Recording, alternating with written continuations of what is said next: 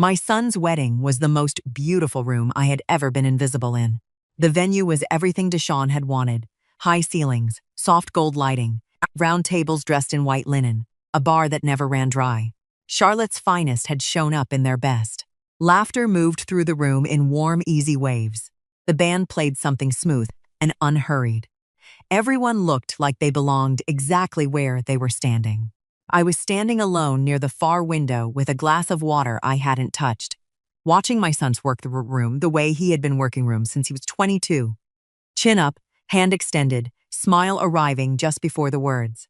Deshawn had always known how to make an entrance feel like a gift to whoever received it. I had always known that the gift had conditions. My name is Verlaine Odom. I am 58 years old. I raised that man. And on the evening of his wedding, I was the one thing in that room he needed to manage. I felt him before I saw him. The hand at my back, not a guide, a grip. The specific pressure of a man moving something he finds inconvenient without wanting to appear as though he is moving it at all. I set my glass down on the windowsill and let him steer me. "There's someone I want you to meet," he said, low and smooth. Nothing in his voice suggested what was coming. He walked me across the room toward a man holding court near the center. Tall silver at the temples, the kind of stillness around him that only comes from decades of being the most significant person present. 3 associates flanked him in a loose half-circle.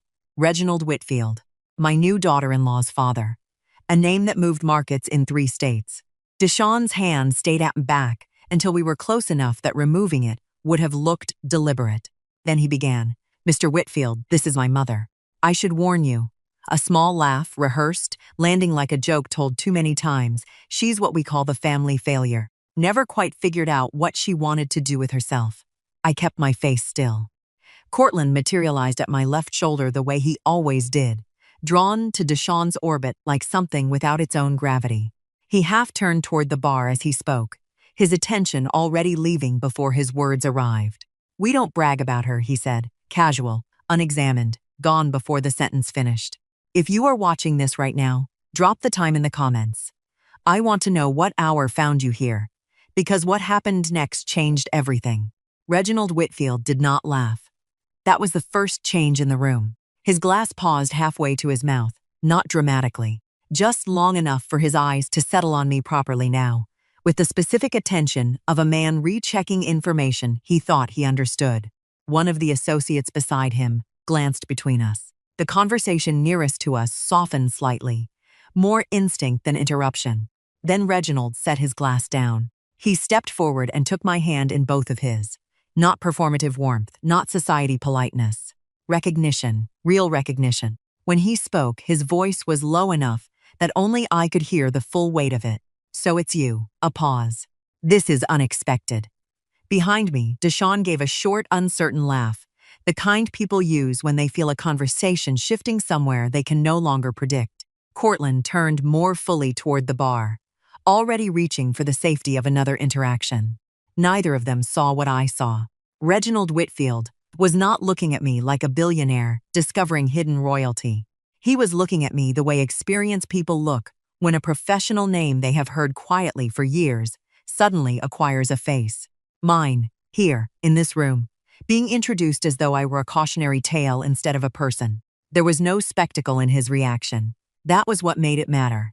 He leaned slightly closer, said 4 words I will not repeat yet. I simply nodded. Deshawn's face was doing something it had never done in front of me before. Not anger, not embarrassment. Something quieter and more unsettling than either. The specific expression of a man who has handed something over confidently and is only now realizing he did not understand what he was holding. He stood 8 feet away with his champagne glass and his wedding smile, and watched Reginald Whitfield keep me exactly where I was, and I could see him searching for an explanation that fit the world as he had built it. He did not find one. Reginald moved naturally, the way men of his standing always move in rooms, without urgency, without performance. He turned slightly to his left and introduced me to the 2 associates still flanking him. First name only, no title offered, no context given. Just, "This is Verlaine," the way you introduce someone whose name is expected to do its own work. It did. The first associate, A compact man in a charcoal suit extended his hand and said, "I didn't realize." That was all. 3 words carrying the specific weight of someone recalibrating a room they thought they already understood. The second associate, a woman with close-cropped hair and reading glasses pushed up on her forehead, held my hand a half-second longer than a standard greeting requires. "Odom Capital," she said quietly. Not a question. I smiled and said it was good to meet them both. Across the room, Deshawn had not moved. Cortland found me within minutes. He came close enough that his voice wouldn't carry and tilted his head toward Reginald with the expression he always used when he wanted to appear casual about something that was eating at him. "How do you know that man?" he asked. I looked at him, let the question sit for exactly 1 beat. Then I smiled. The same smile I had been giving Cortland for 32 years when I could decided a conversation was not worth having, and said, "We've crossed paths." He waited for more. I picked up a fresh glass from a passing tray and turned slightly toward the room. That was the end of that. What I noticed next was Amara. She had positioned herself near her father with the practiced ease of always some time reading him, close enough to observe, far enough not to intrude. She was studying his face the way you study something that is behaving outside its pattern. Reginald Whitfield had attended dinners with senators, closed rooms with developers worth 9 figures, and stood in circles that moved serious money. Imara had watched all of it. She knew exactly how her father looked in those rooms. He had never looked at anyone the way he had just looked at me. I watched her watching him, and I remembered something. 3 weeks before this wedding, at a dinner in Deshawn's home, someone had directed a question toward me about my background. Amara had answered before I finished my first sentence. Smooth, warm, seamless, and steered the table somewhere else entirely. She had not been cruel about it. She had simply decided in that moment that my answer was not necessary. I had filed it then. I filed this moment now. Same drawer, no urgency. The band shifted into something slower. Conversations resumed their natural shape around us. The room settled back into its version of normal. It was not the same room it had been 40 minutes ago. Only 2 people in it understood that fully. Reginald caught my eye from across the space, a single glance, unhurried and deliberate, and nodded once. The specific nod of a man confirming something that did not need to be spoken aloud. I nodded back. Deshawn saw it. I know because I saw him see it. The stillness that moved through his body like something cold finding no exit. He did not know what had just passed between us. He knew it mattered. Reginald Whitfield did not summon me. He simply began moving toward the quieter end of the room and left just enough space beside him that the invitation was clear without being stated. That was the language of a man who had never needed to ask twice for anything. I followed. We settled near a stretch of wall away from the band, away from the bar, away from the warm cluster of wedding noise. He turned toward me with the full attention of someone who had been waiting to have this conversation for longer than I had known. It was coming. "Your attorney is Prentice Ware," he said. "Not a question. Has been for 22 years, I said. He nodded once, the way men nod when a detail confirms something they already suspected. 8 years ago, my team was working a Southeast Corridor acquisition, he said. Different asset class, different market position, but the same structural fingerprint as a repositioning that had moved through Charlotte a few years earlier. My attorney flagged it, said the prior move was cleaner than anything he'd seen in that space. He paused briefly. He reached out to Prentice's office for background. She said the principal preferred to remain private. My team respected that. A faint shift at the corner of his mouth. I remembered the name anyway. Odom Capital, I said. Odom Capital, he repeated. And then tonight your son introduced you, and you said your last name and. He stopped. A short exhale through the nose. Almost a laugh, but quieter than that. That was all it took. I had said my name the way I always said it, plainly, without decoration. I had not known that one word had been sitting in Reginald Whitfield's professional memory for 8 years waiting for a face. The Charlotte repositioning saved that project, he said. I don't use that word loosely. Half the room thought the corridor had peaked already. You moved before the institutional money caught up. He looked at me directly. That changed the outcome for everyone downstream from it. It was a calculated decision, I said. The fundamentals supported it. They did, he agreed. But plenty of people see fundamentals and still hesitate. Timing is usually where people fail. There was no performance in the conversation, no showing off, no need to establish credentials either of us already understood. We spoke in the natural shorthand of people who had spent years reading the same landscape from different corners of it. It was the most honest conversation I had been part of in years. No translation, no softening, no careful editing of myself before the words left my mouth. I had forgotten what that felt like. I became aware of Deshaun before he spoke. He had positioned himself close enough to hear fragments and far enough away to pretend he wasn't listening. What he was hearing was making no sense to him. I could feel it in the way he kept shifting his weight, recalibrating, trying to find an angle that made this version of his mother fit the one he had carried his entire adult life. It did not fit. It was never going to fit. He stepped forward finally and touched Reginald's arm lightly, the social interruption dressed as familiarity. "Mr. Whitfield, I hope she's not talking your ear off." A laugh followed it. Rehearsed. Landing badly, not cruel enough to challenge directly, just dismissive enough to shrink the moment back into proportions he understood. Reginald turned slowly toward him. The expression on his face was not unkind. That would have been easier for Deshaun to process.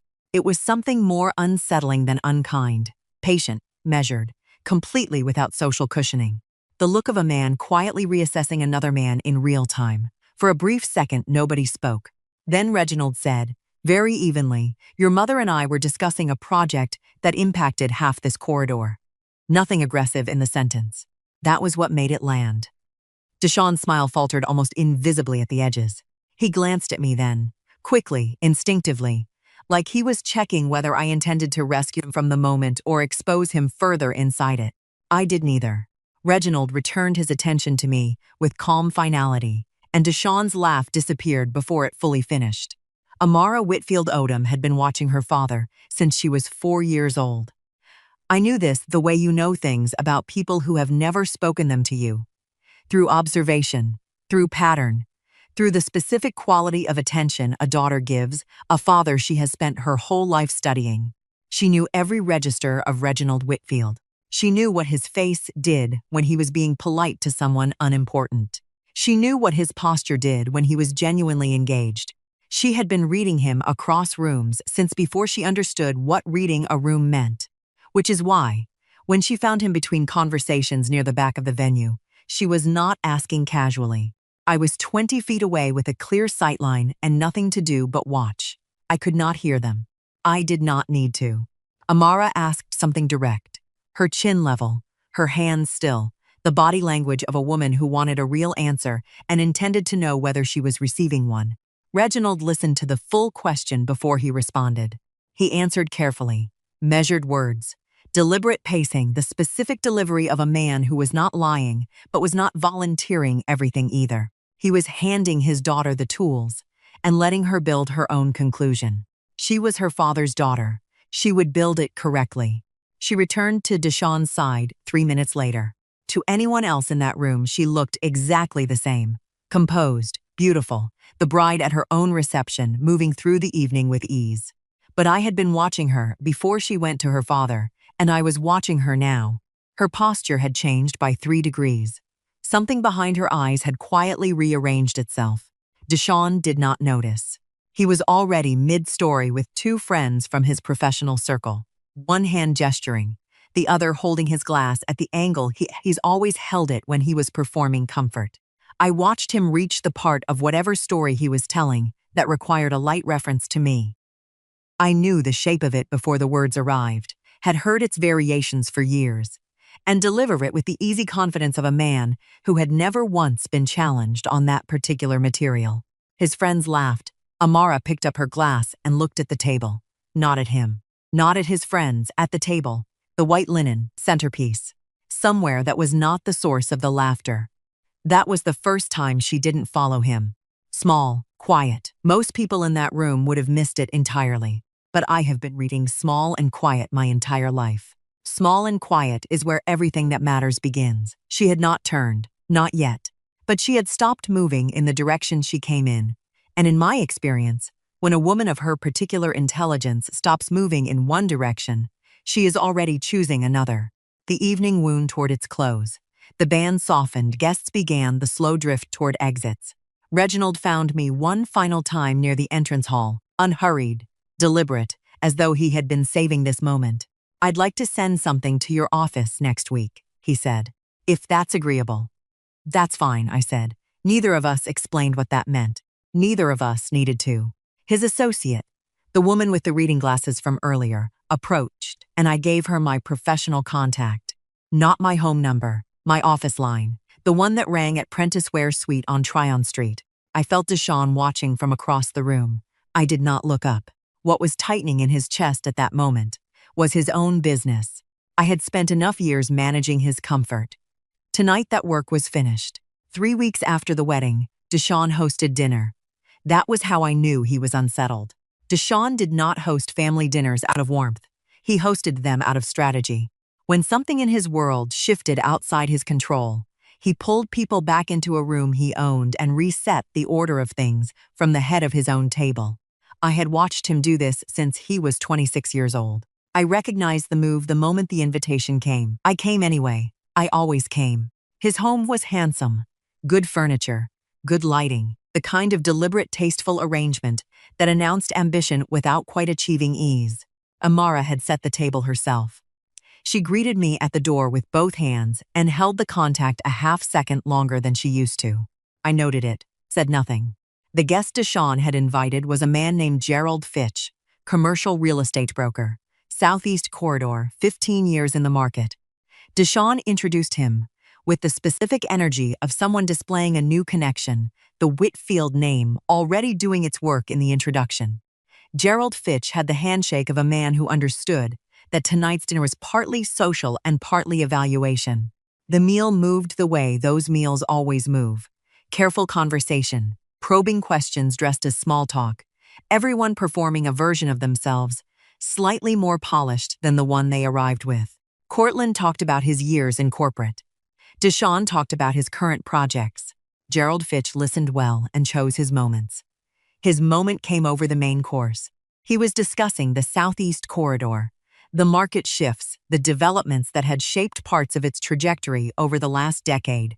When he mentioned the Charlotte repositioning, not dramatically. The way professionals reference deals that quietly changed how people in their field thought afterward. He named the development. Described the point where financing tightened and several firms backed away.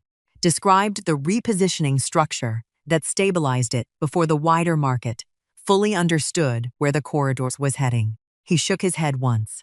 "That was one of those deals people still bring up in investment conversations," he said. "Not publicly. Most people outside commercial real estate wouldn't know it. But in the market, people remember who moved early." Cortland leaned forward slightly. "Who was behind it?" Gerald Fitch cut into his food before answering. "Private investment group. Odom Capital." The words landed lightly from his mouth and heavily everywhere else. He continued without noticing immediately what had happened at the table. "They kept a low profile. Didn't chase publicity. That's part of why people respected the move so much. No interviews. No conferences. Just good positioning and good timing." The table went quiet. Not the quiet of an empty moment. The quiet of a specific weight, settling over specific people who were each processing the same 2 words at different speeds. I reached for the breadbasket, passed it to Amara, kept my eyes on my plate. Gerald Fitch looked between us then, finally sensing the shift. Deshawn picked up his wine glass too quickly. "You've mentioned them before," he said casually, aiming for relaxed and landing somewhere noticeably tighter. Gerald nodded. "Anybody who spent enough time around Southeast commercial development has heard the name at some point. Mostly through attorneys, lenders, acquisition circles." He shrugged lightly.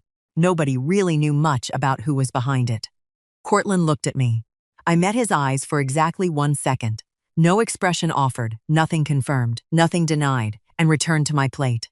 The name was already in the room. It did not need my help to land. The dinner ended 40 minutes later. No one proposed dessert. No one suggested coffee. Deshawn walked Gerald Fitch to the door with the slightly flattened energy of a man whose evening had not gone the direction he intended. Amara cleared the table in silence.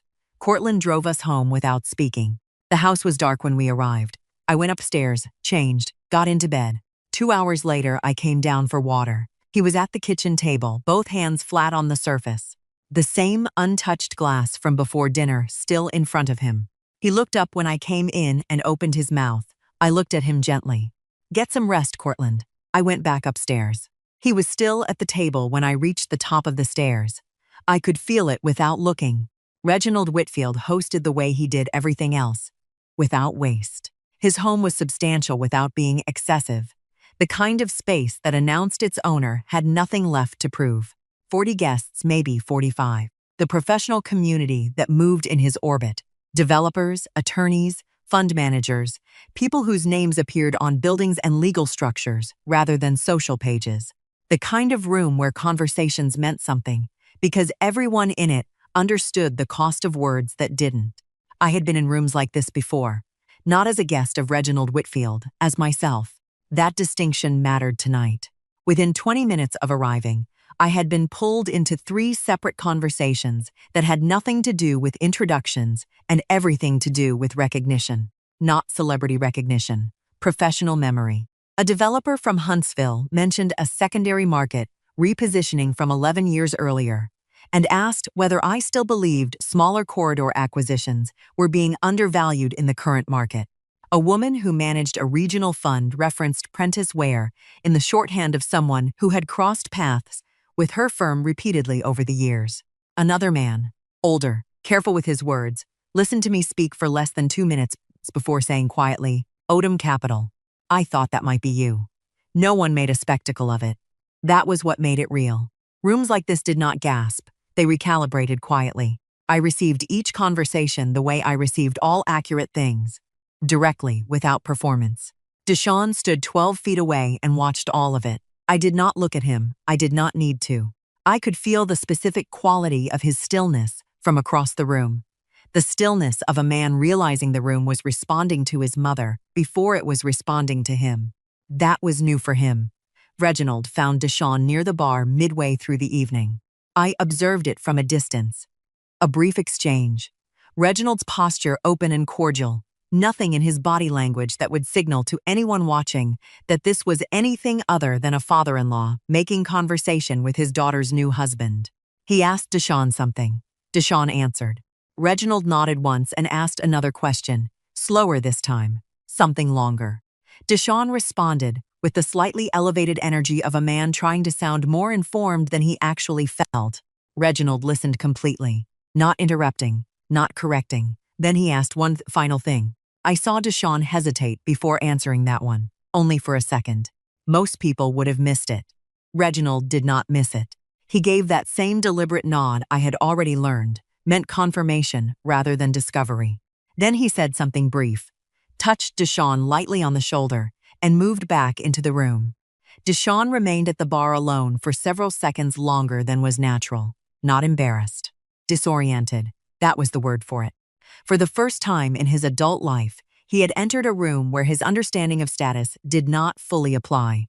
The hierarchy he had built his confidence around was shifting beneath him in real time, and he did not yet know where to stand inside it. He found me before the evening ended. His approach was different from every approach he had made toward me in his adult life. Less momentum, more caution. The way you approach something you have recently learned may contain more history than you were given.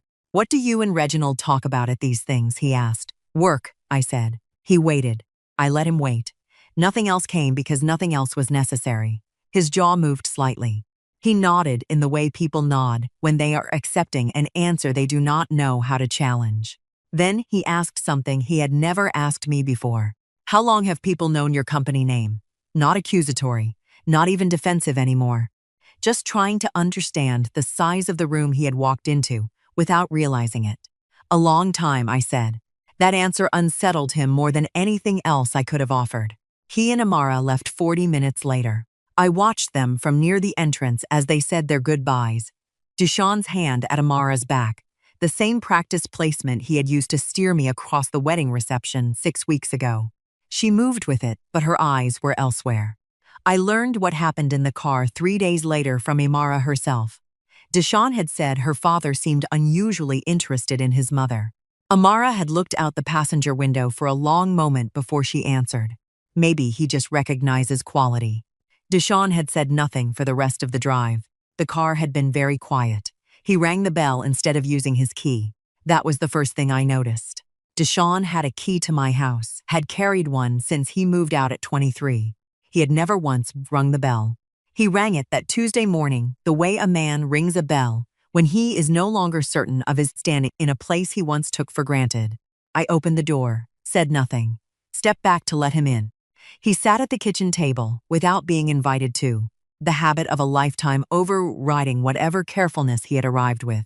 I put coffee on because it gave my hands something to do. That wasn't watching him arrange his face into the expression he wanted me to see. He started the way people start, when they have rehearsed casualness all the way to the door and are now discovering it sounds different out loud. "How long have you known Reginald Whitfield?" he asked. "I mean, before the wedding." "I didn't know him personally before the wedding," I said. "I knew of him. He knew of some of my work." "Through what?" "Through the work itself." I set his coffee in front of him. "That's how professional reputations move, Deshaun. Quietly. Mostly through people already in the same rooms." He wrapped both hands around the mug and looked at it. "What exactly did you do?" he asked. "Before you retired." "I was never retired," I said. "I told people I was because it was easier than explaining why I kept disappearing into meetings they weren't interested in hearing about." That landed. I watched it land, the slight tightening around his eyes, the recalibration happening behind them. He had accepted the retired bookkeeper story for years because I had offered it, and because nobody in this family had ever looked closely at the edges of it. That was not the same thing as deception. "What is Odom Capital Group?" he asked. "A private investment firm," I said, "structured as an LLC. Real estate acquisitions, development partnerships, secondary market positions across the Southeast. Mostly private partnerships, quiet structures. I reinvested most of what the company made back into the business itself." "Out of where?" "Prentice Ware's office suite on Tryon Street. She's been my attorney since the beginning. All business correspondence, filings, and meetings ran through her office." He stared at me. "We've been in this city the whole time, yes," I said. His eyes moved around the kitchen then. The same kitchen he had eaten in since childhood, the same house, the same cabinets, the same ordinary walls. I could see the confusion working through him now. Not just that I had built something, that I had built it without any visible change to the life he thought he understood. "You never lived like somebody running an investment firm." I almost smiled at that. "I lived like someone protecting a business," I said, "not advertising one. Most of the people you think are wealthy are performing wealth. Serious investors usually spend more time protecting capital than displaying it." He sat back slightly. "And Dad never knew?" "I think your father knew pieces." I paused. "He just never believed the pieces added up to anything important because they weren't happenings in rooms centered around him." The questions kept coming, and I kept answering them, directly, without softening, without the editorial layer I had spent 30 years applying to conversations in this family. Every answer was simply the truth. I had always been prepared to tell it. The preparation had just never been required before. I watched him absorb each answer and reach for the next question the way a person reaches for something to hold on to when the ground beneath them is rearranging. He had come here to collect information he could use to rebuild his understanding of me into something manageable. He was discovering that the information did not build in that direction. He went quiet for a moment. Then, "Why didn't you ever tell us?" I looked at him. Not with anger. Not with the performed patience I had given him for decades. With something that was simply true and had been true for a long time. "You never asked, Deshaun. Not once in 34 years." The kitchen held that sentence for a long time. Neither of us moved to clear it. He left 20 minutes later with the careful movements of a man who no longer trusted the floor. I stood at the window and watched his car sit in the driveway for 2 full minutes before it pulled away. I learned the rest from Cortland that evening. Deshaun had called him from the car, told him what I said. Cortland had been quiet for a long time, the particular quiet of a man counting something he did not want to finish counting. Then he said, "She's right." Deshaun had no answer for that, neither did Cortland. Sylvette's house smelled like coffee and something baking, and 30 years of a woman living exactly as she pleased. I sat in her kitchen the way I only sat in one place in the world, without arrangement, without the careful posture I carried everywhere else. My shoes were off, My jacket was on the back of the chair. The cup she put in front of me was the chipped one she had owned since 1987 and refused to replace because it held the right amount. Sylvette had known me since before I knew myself. That was not sentiment. That was fact. She sat across from me and watched me for a moment, the way she always watched me when she was deciding whether to say the careful thing or the true one. Then she asked, "How are you holding up with all of this?"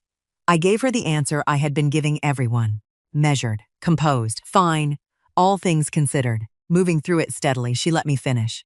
Then she set her cup down. "That's not what I asked you," she said. The kitchen went quiet, in the specific way. Sylvette's kitchen went quiet when she had decided the real conversation was starting whether I was ready or not. Outside, somewhere down the block, a lawnmower started and stopped again. "You know what I keep thinking about?" she said. "All those years I came over, and you would disappear halfway through dinner because you had paperwork." A faint smile touched my mouth before I could stop it. "I did have paperwork. I know that now." She leaned back slightly. "Back then, I thought you were hiding from people." I looked down into my cup. The truth was, sometimes I had been. Not because I was ashamed of what I was building. Because I was tired of measuring how much of it a room could tolerate before somebody needed to make a joke or redirect the conversation somewhere more comfortable for them. Sylvette watched my face carefully. "You stopped offering pieces of yourself in that house a long time ago," she said quietly. There it was, not the dramatic version. Not the language people use when they want pain to sound poetic. Just the truth sitting plainly between two women, old enough to recognize it without decoration. I traced my thumb once along the rim of the cup. "In the beginning, I thought, if I explained things better, they'd understand," I said. Then, after a while, I realized they weren't misunderstanding me. They just weren't listening very carefully. Sylvette nodded once, like that confirmed something she had suspected for years. "They performed certainty," she said after a moment. "Both of them, your husband and your son. Loud enough that eventually everybody else stopped checking whether they were actually right." I let out a quiet breath through my nose. Not quite a laugh. What she said wasn't cruel. That was the thing about Sylvette. She never sharpened a truth unnecessarily. If something cut coming from her, it was because the edge was already there before she touched it. She stood and refilled my cup without asking. Then she said, "Cortland came here." I looked up. "Last week. Sat right where you're sitting." She returned to the table slowly. He kept starting sentences he couldn't finish. Just starting them and stopping. I could picture it immediately. Cortland had always relied on fluency. Confidence came easily to men who spent years being treated like the natural authority in every room they entered.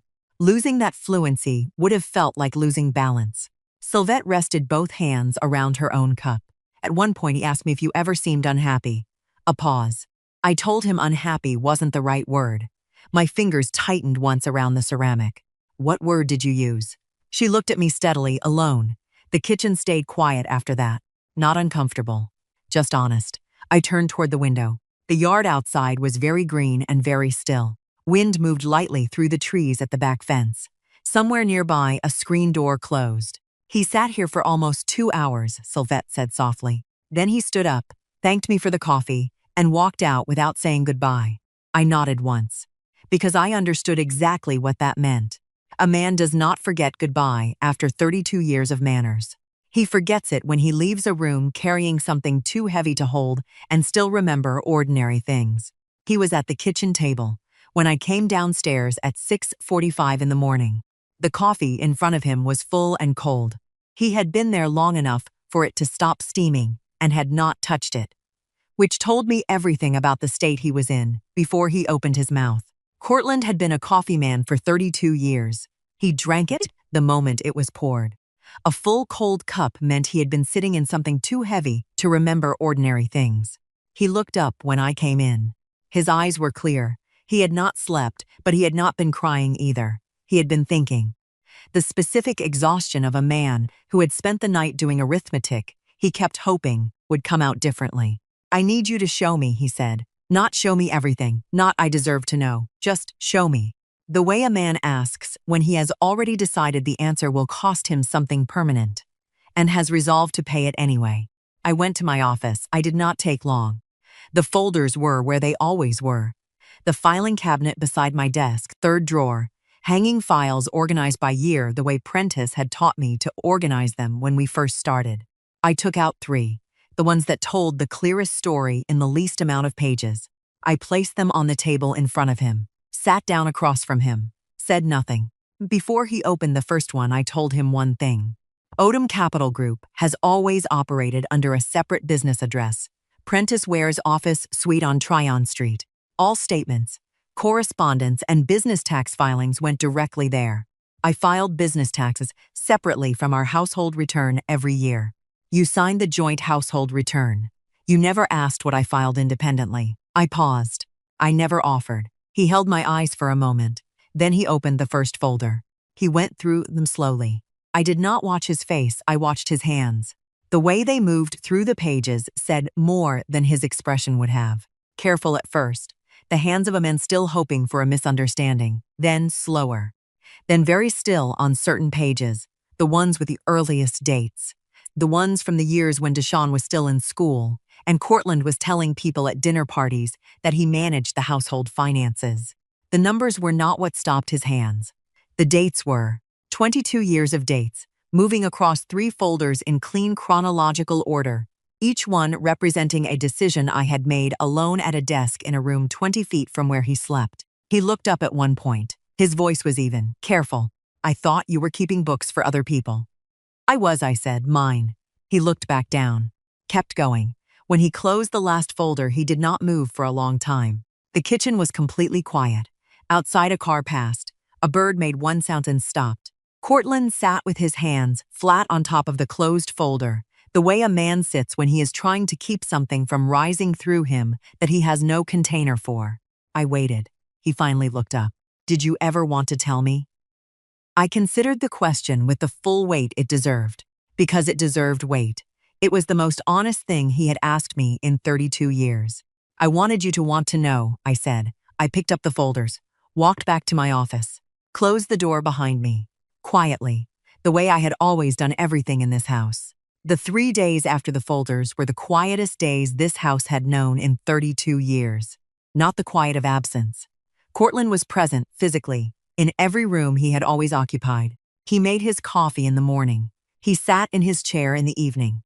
He moved through the house on its familiar routes. But the quality of his presence had changed in the way the quality of light changes before a storm. Same house, same rooms, same man, but something in the atmosphere altered at a level that had no name and required no announcement. I watched him the way I had learned to watch everything, without appearing to. On the second morning, he asked me something small. A financial question, property tax reassessment on the house, whether I thought the new valuation was accurate. He started the sentence, caught himself midway, and then finished it anyway. As though he had argued with himself about whether he still had the right to ask me things he had spent years assuming he already understood. I told him what I thought.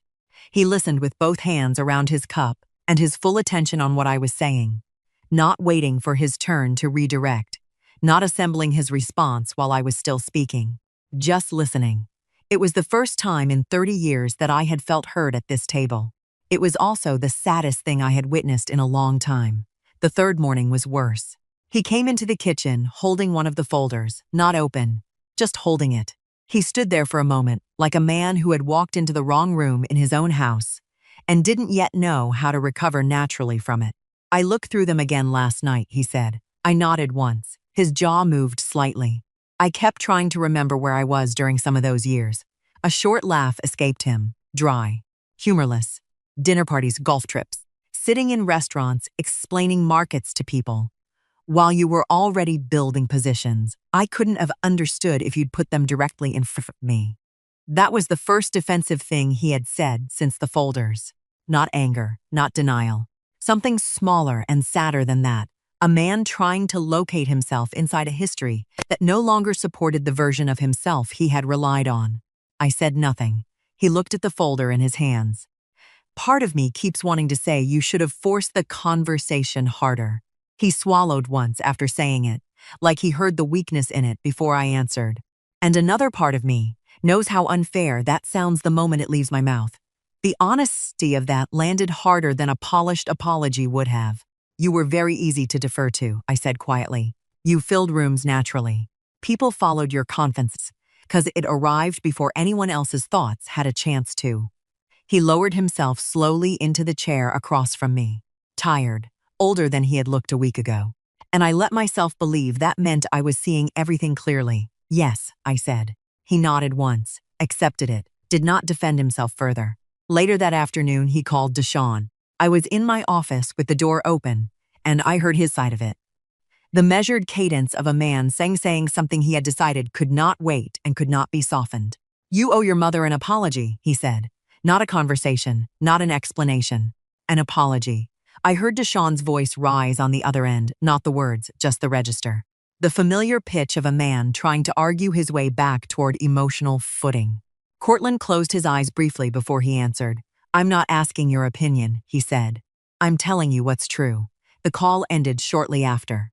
That evening, he came to where I was sitting in the front room and stood in the doorway, the way men stand when they have something they need to say and are not certain they have earned the right to say it. How did I miss it, he asked. All of it. For all of those years. I looked at him. He was not defending himself. The question was genuine. The specific accounting of a man who had finally stopped protecting the version of himself he preferred over the truth of who he had been. I didn't lose you at the kitchen table, he said finally. It was not a question. No, I said. You didn't. Later that night, before we went upstairs, I told him I had spoken with Prentice Ware. He went still. He knew that name. He looked at me carefully and asked what for. I told him. Neither of us said the word. We did not need to. It was already in the room, quiet, settled, and not going anywhere. She rang the bell the same way Deshawn had. I noticed that immediately. The bell instead of a call ahead. The same careful signal of someone who was no longer certain of their standing at a door they had treated as a formality before. Imara stood on my porch in a plain coat with her hands at her sides and no performance in her face. No rehearsed opener, no social cushioning, just a woman who had decided to come and was here. I stepped back and let her in. We started with ordinary things, the way people who are building towards something difficult always start with ordinary things. She admired the front room, asked about a photograph on the side table. I made tea. We talked about small things for 10 minutes, and both of us understood that we were simply letting the room settle before we said anything that mattered. Then she set her cup down and looked at me directly. He told me you were difficult, she said, that you never supported him, that every time he tried to build something, you found a way to make it smaller. I considered that, not the accusation. I had heard its variations for years. I considered the specific sadness of a woman who had accepted a portrait of someone without ever looking at the subject herself. I was always there, I said. He just didn't like what he saw when he looked. She held that, did not deflect it, did not defend him. She sat with it the way a person sits with something they already knew and were waiting to have confirmed. I've been watching you, she said, since the wedding, in every room, waiting for the version of you Deshawn described to appear. She paused. There's only one version of you. There's only ever been one. That was accurate. I had never had the luxury of multiple versions. Precision had always been the only option available to me. She told me then what she had come to tell me. Her father had been in conversations with his fund managers for 3 weeks. Internal conversations, not preliminary, not exploratory, but structural. The Whitfield-Odom partnership was already being built at the framework level. My name had been in those discussions since before Reginald mentioned sending something to my office at the reception. The proposal I was expecting was not a beginning. It was a formality closing around a decision already made. I absorbed that without showing what it did to me. Imara knowing before I did. Reginald's own daughter carrying this to my door before his office sent the paperwork was not accidental. Reginald Whitfield did not do anything accidentally. She apologized then, not with preamble, not with qualifications built around her intentions or her circumstances. She said, at the dinner before the wedding, you started to answer a question and I redirected the table. I knew what I was doing. I did it because it was easier than questioning what Deshawn had told me about you. A pause. That was wrong. I looked at her for a moment. Then I said, I know you know that. I appreciate you saying it anyway. She nodded once, picked up her coat. I walked her to the door. We said quiet goodbyes, the genuine kind, not the performed kind. She stepped onto the porch and I began to close the door. She turned back. "He married you thinking your name meant nothing," she said. "My father built a career knowing it meant everything." She walked to her car. I stood in the open doorway and watched it until it turned the corner and disappeared. The street was very still after that. I stayed in the doorway longer than was necessary. Sylvette called me the following evening and told me everything. She had been at Amara's home, a prior arrangement, nothing connected to what was coming, when Deshawn arrived. She said she offered to leave. Amara told her to stay. That detail alone told me everything I needed to know about where Amara had arrived internally. A woman who asks a witness to remain is a woman who has already made her decision and wants to see whether the other person is willing to tell the truth with someone else in the room. Deshawn came in with the energy he always carried when he was managing something. Shoulders set, voice calibrated, the specific momentum of a man who had already decided how the conversation would go. He found Amara in the front room, composed, seated. Still in the way that still people are still when they have finished moving in a direction and are not starting another one yet. He started talking before he sat down. Sylvette said he went through carefully. His mother's sudden visibility was changing the dynamics around the family. Reginald's interest was creating assumptions. People were beginning to blur personal relationships with business judgment.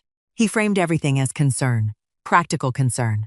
The kind respectable people hide behind when they want control without appearing controlling. He said he had reached out to one of Reginald's senior assistants earlier that week. Not to interfere, that was how he phrased it. To advise caution. To suggest that family relationships sometimes complicated business structures in ways outsiders couldn't immediately see. That landed more realistically, not sabotage, management. That had always been Deshawn's instinct. Amara let him finish completely. Then she said, "You called my father's office." Deshawn went quiet. "You contacted his staff before speaking to me." Her voice stayed calm. "Before speaking to your mother. Before speaking to my father directly." Sylvette said the silence that followed had a specific texture. The silence of a man realizing a conversation he sounded reasonable in his own head no longer sounded reasonable once spoken aloud in front of someone else. Deshawn recalibrated quickly. He said he was protecting the family structure. Said his father-in-law didn't understand the emotional history involved. Said outside people were beginning to romanticize his mother's business reputation without understanding the reality of what their family relationships had actually looked like for years. Amara did not argue with any of it. That was what unsettled him. She simply stayed where she already was emotionally while he kept moving around the room, trying to find stable ground. Finally, she said, very quietly, "Do you hear yourself?" Sylvette told me Deshawn stopped speaking after that. Not because he agreed. Because for the first time since the wedding, somebody was listening to the shape of what he was saying instead of the polish he used to deliver it. Amara folded her hands once in her lap before she spoke again.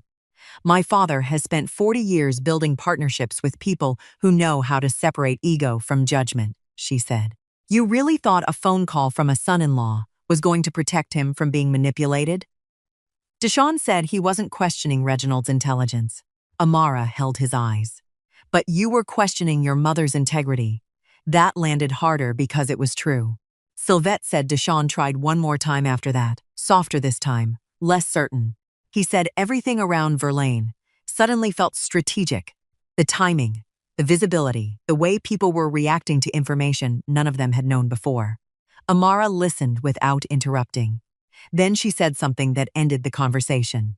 "I never actually looked at your mother," she said. "I just accepted the version of her that made you comfortable." She let that sit between them. "And now that I've looked for myself, I don't recognize the woman you described at all." Sylvette said. Deshawn opened his mouth, closed it again.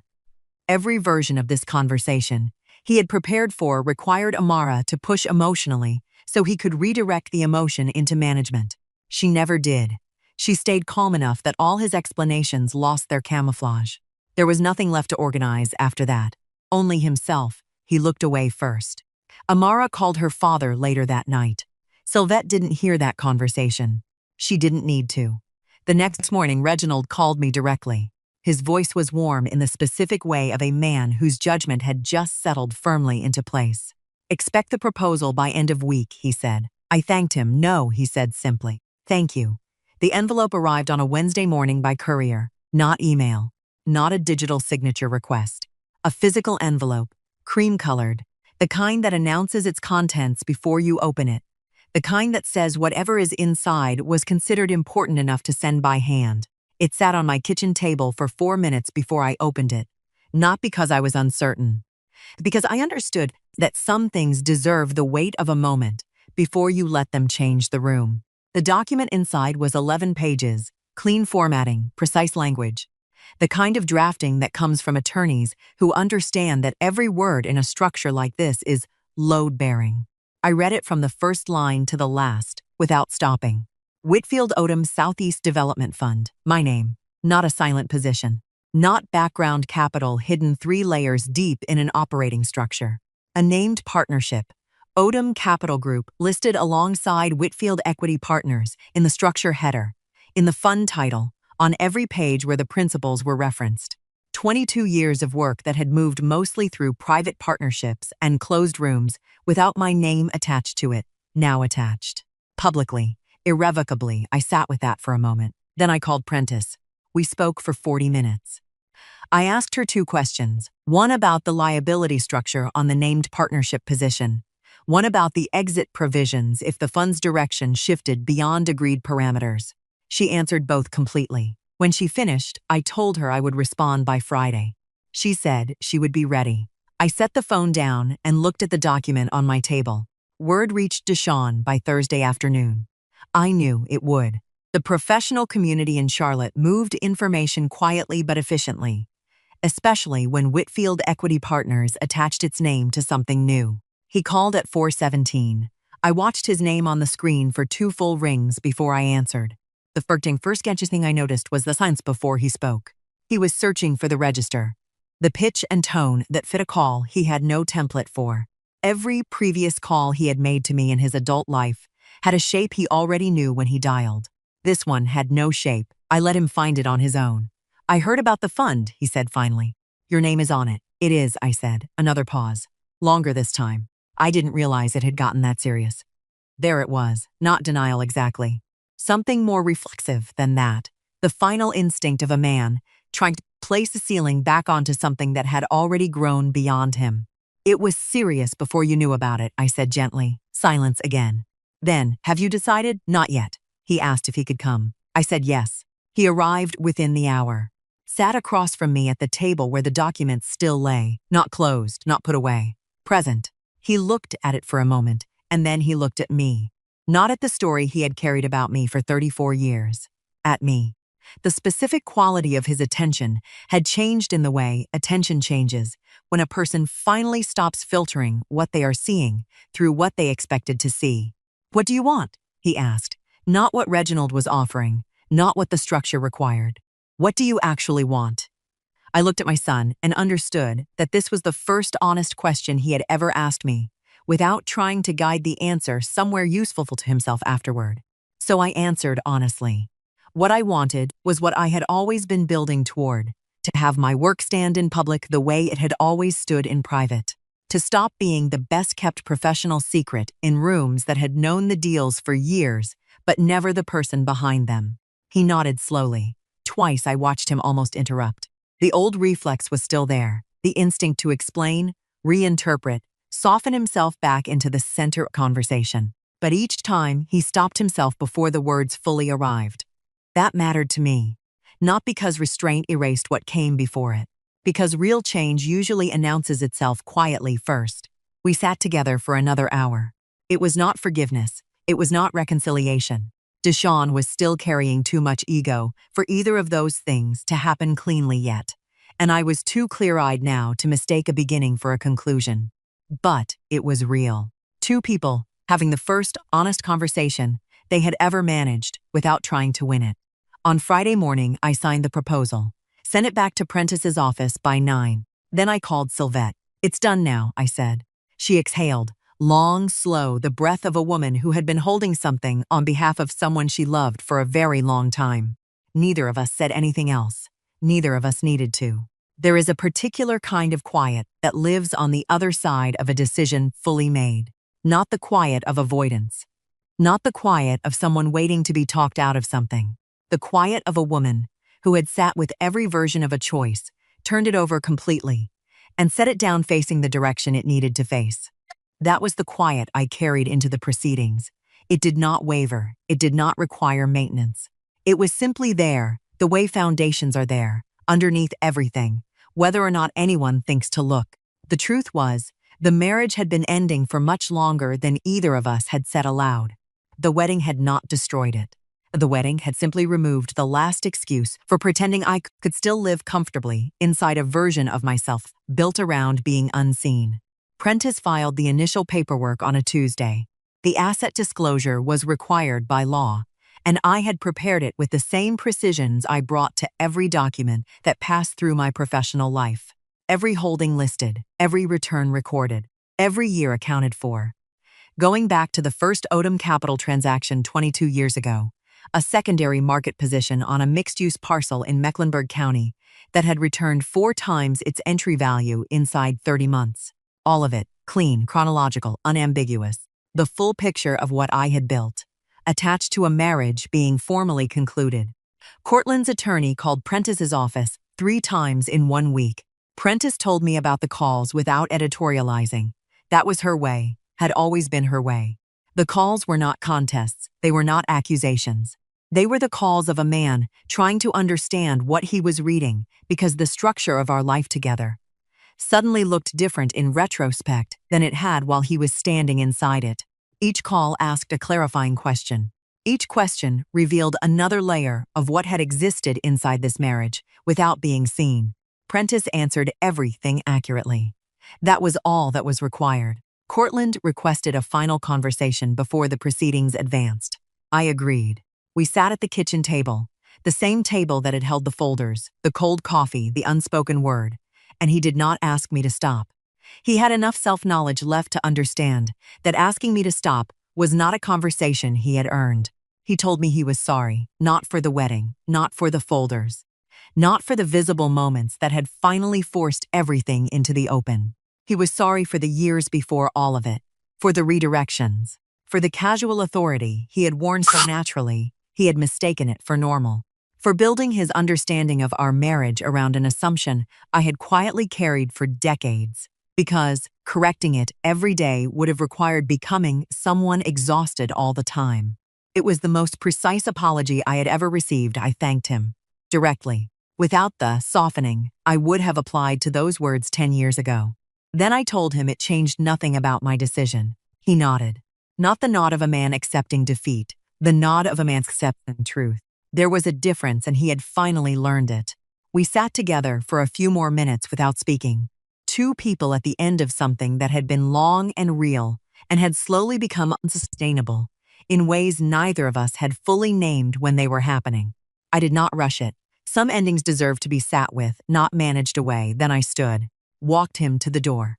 We said goodbye the way people say goodbye when they mean it and know it is final, simply, without theater. I closed the door, walked back through the house alone, past the kitchen, past the front room, past the office where the 3 folders still sat in their drawer, exactly where I had returned them. I did not stop. I kept walking until I reached the window at the end of the hall, stood there and looked out at the street.